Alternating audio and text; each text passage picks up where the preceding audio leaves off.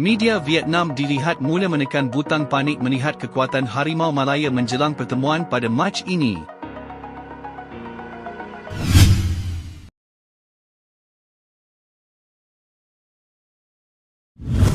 Malaysia dan Vietnam bakal bertemu sekali lagi pada aksi terakhir kumpulan F kelayakan akhir Piala Asia 2027 pada Mac ini.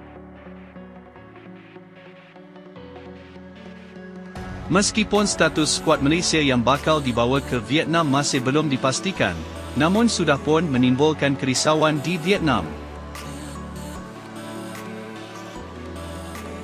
Media Vietnam di tahun 247 menjelaskan tentang kerisauan terhadap kemampuan yang dimiliki oleh Harimau Malaya ketika ini. Katanya Vietnam bakal mengharungi detik yang sukar sekiranya keputusan dicas memihak kepada 7 pemain warisan sekaligus membolehkan mereka beraksi.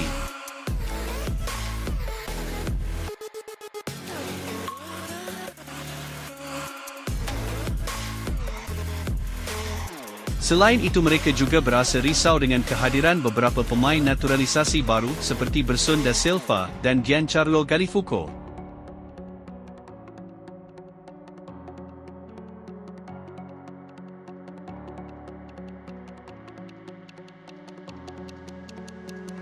Sekiranya Malaysia kekal menggunakan hikmat 7 pemain warisan dan beberapa pemain naturalisasi baru mereka untuk berdepan Vietnam, sukar untuk pasukan kita menjaringkan lebih 3 gol, ujar media Vietnam itu.